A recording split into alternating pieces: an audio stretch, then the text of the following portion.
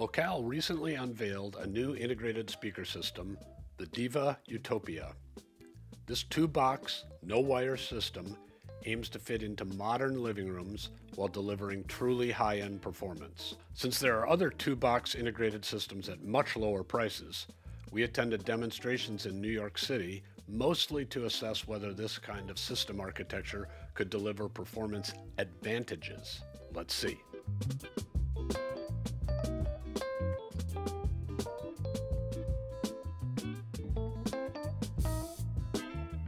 Welcome, ladies and gentlemen, audiophiles and music lovers.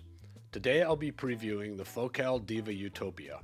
I hope you enjoy this. I mentioned that this is a preview, and by preview I mean that we'll do some listening and technical evaluation, but not the full package of what our reviewers normally do over many days and perhaps 100 or more music examples. This should give you some insight into the process our reviewers use on factory visits and at shows for determining what products to review. If a product seems to lack technical and musical merit, we generally don't review it. Interesting products, however, make the cut. For especially interesting products, we'll sometimes do a preview to get a taste of the product to you quickly. We thought the Diva Utopia might interest some of you, so here are our initial thoughts in preview form. Although the Diva Utopia appears to be a floor-standing speaker system, it is actually a full two-channel audio system which comprises a streamer, a series of DACs, electronic crossovers, DSP for driver and room correction, special wireless connection between the speakers, amplification for each driver, and 6 drivers in each of the ported cabinets. Whew, that's a mouthful. The amplification is Class AB with 75 watts for each tweeter, 75 watts for each mid-range, and 250 watts for the 4 side-firing woofers of each channel. All the electronics are purpose-designed for the Diva and supplied by Name, Focal's sister company, and all of the above equipment is incorporated in the speaker cabinets. The system is priced at $39,999 in the US. How that price fits with your budget is something I can't know, but if it is within reach, I think it starts to make sense when you consider this as analogous to a $20,000 pair of speakers and $20,000 worth of electronics and cables, or some mix like that. For clarity, the idea with the Diva Utopia is that you unbox the speakers, roll them into place, plug them into AC power, plug in one Ethernet cable, and connect them to your phone, which runs a Focal Name control app. This is relatively easy. They say it can be done in about 5 minutes, and that the boxes have been specially designed to make it easy for one person to do the setup.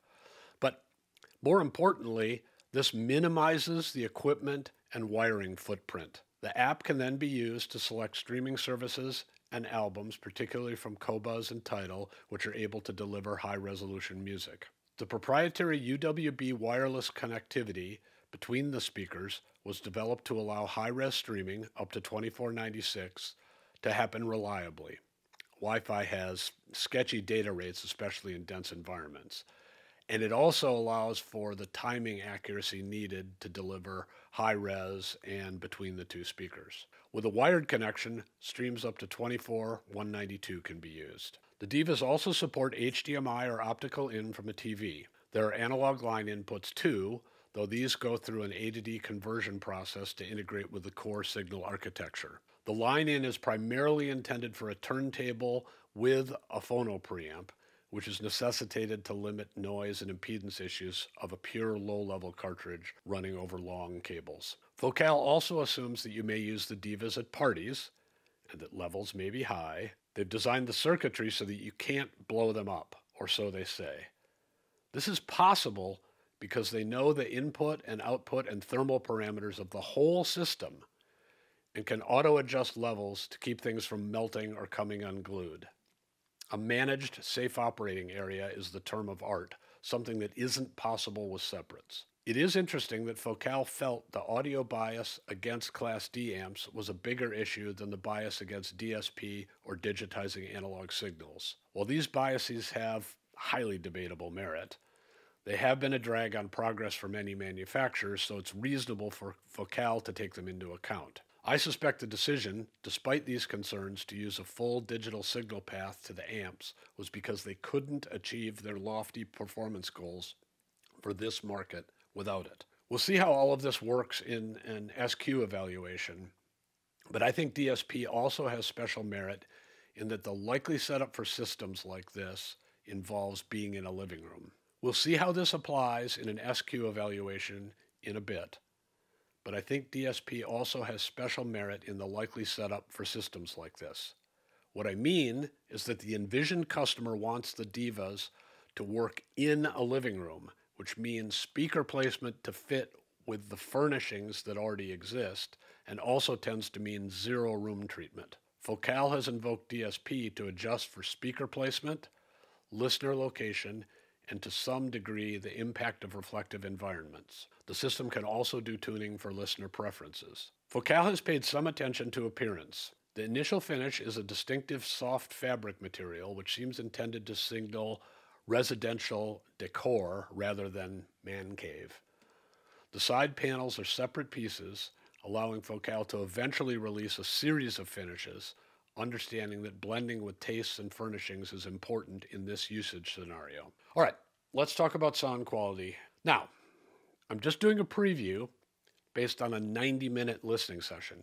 Andy Quint, who also attended the launch, will have a full review once he takes delivery of the Divas and can do his full suite of listening tests. The demo was in a standard urban living room with an attached kitchen space. The speakers, as you can see, were placed on the window wall, and we sat on a large sofa, just like the imagined ownership scenario. The speakers were aligned with the sofa, which meant one speaker was closer to the sidewall than the other. Credit Focal for situational realism, if nothing else. I was surprised and impressed by what I heard, though. I'm fearful that integrated system reviewer sound quality comments are derated by viewers because of assumed handicaps of this architecture and dismissive thoughts about the kind of people who buy lifestyle products. Forget that stuff if what I heard holds up over longer listening.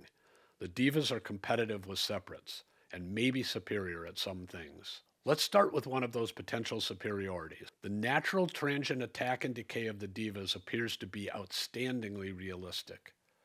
This is a weakness of many audio systems, even above this price level. The leading edge snap or explosiveness of the Divas comes close to what I sometimes hear with electrostatics or horns. And like electrostatics, but very few horns, the Divas do transients like real instruments in a good performance venue. Natural in my usage here doesn't mean soft or mushy, but it doesn't mean ice-pick sharp and overblown either. It's speculation, but when you hear both delicate and punchy transients sound right, you wonder if the Divas' use of electronic crossovers helps. It might be that the amps face a less complex load and fewer passive losses when a complex passive network isn't between the amp and the driver. Another potential area of superiority is imaging.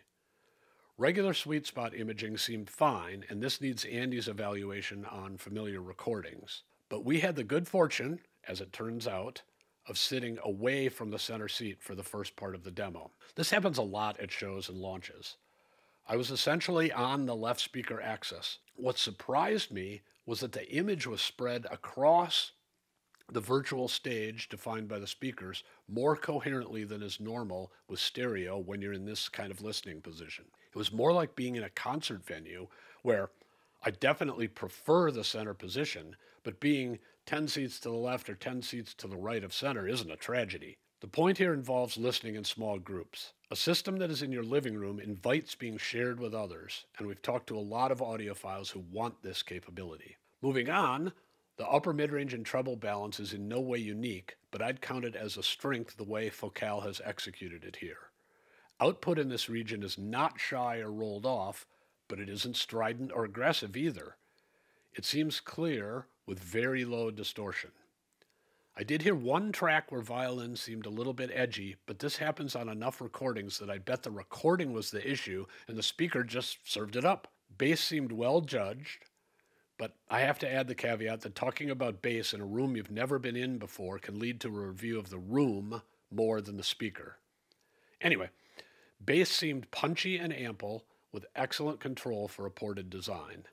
I'm not sure, because of the musical selections we heard, if the low frequency dynamics can match what I heard with mid-range and treble-oriented transients. I also sense this probably isn't the ideal system for EDM based on the low frequency roll-off, but many speakers at even higher prices have similar restriction in the 30 to 40 hertz range. And there's that indestructible feature of the Diva, which may compensate a bit. All right, let me summarize. The Focal Diva Utopia system, judged purely on sonic merits, has a lot to recommend it. At least as far as we could tell in a short listening session. It does things that are hard for many conventional systems to match. When you add the ease of integration with real living environments of many people, I thought the Divas were seductive. I hope you've enjoyed this preview of the Focal Diva Utopia integrated system. If you did, we'd also invite you to listen to these reviews and reports via your favorite podcast app. Check in the description for more information. Thanks for watching, and we hope to see you again soon.